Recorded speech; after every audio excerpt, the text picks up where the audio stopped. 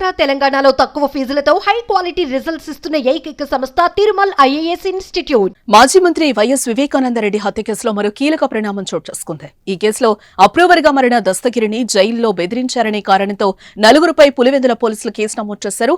హత్య కేసులో నిందితుడిగా ఉన్న శివశంకర్ రెడ్డి కుమారుడు డాక్టర్ చైతన్యారెడ్డి, గతంలో జమ్మలమడుగు డీఎస్పీగా పనిచేసిన నాగరాజు, ఎర్రగుంట్ల సీఐగా పనిచేసిన Eshwaraiah, Kadapa central jail superintendent గా పనిచేసిన ప్రకాష్లపై కేసు నమోదు చేశారు.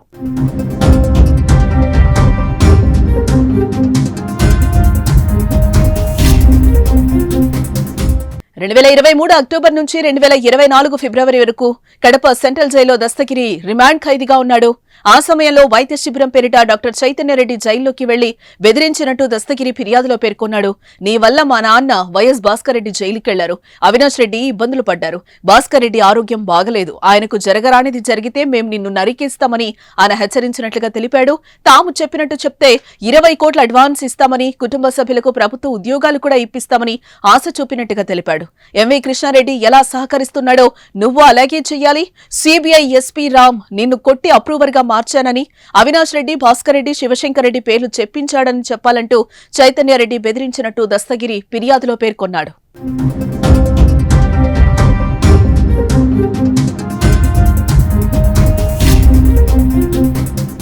అదేవిధంగా తనను జైల్లో బెదిరిస్తున్నారని తన భార్య మీడియాకు వెల్లడించడంతో అప్పటి జైలు సూపరింటెండెంట్ ప్రకాష్ వార్నింగ్ ఇచ్చినట్లుగా దస్తగిరి ఫిర్యాదులో పేర్కొన్నాడు.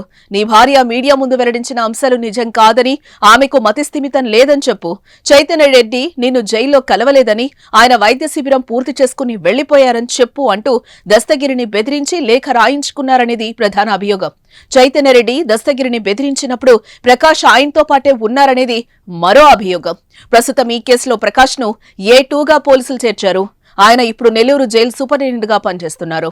ఇంకా దస్తగిరిని తప్పుడు కేసులో ఇరికించడంతో పాటు ఎర్రగుంట్ల పోలీస్ స్టేషన్లో ఉండగా అతన్ని బెదిరించారనే అభియోగంతో అప్పటి జమ్మలమడుగు డీఎస్పీ నాగరాజును A3గా ఎర్రగుంట్ల పోలీస్ స్టేషన్లో దస్తగిరి తీవ్రంగా కొట్టాడనే ఫిర్యాదుతో అప్పటి ఎర్రగుంట్ల సీఐ ఈశ్వరయ్యను ఈ కేసులో A4గా పోలీసులు చేర్చారు. తాజాగా వీరిపై కేసు నమోదు కావడంతో వైఎస్ వివేకానందరెడ్డి హత్య కేసులో రానున్న రోజుల్లో మరిన్ని సంచలన పరిణామాలు చోటు చేసుకునే అవకాశం లేకపోలేదు.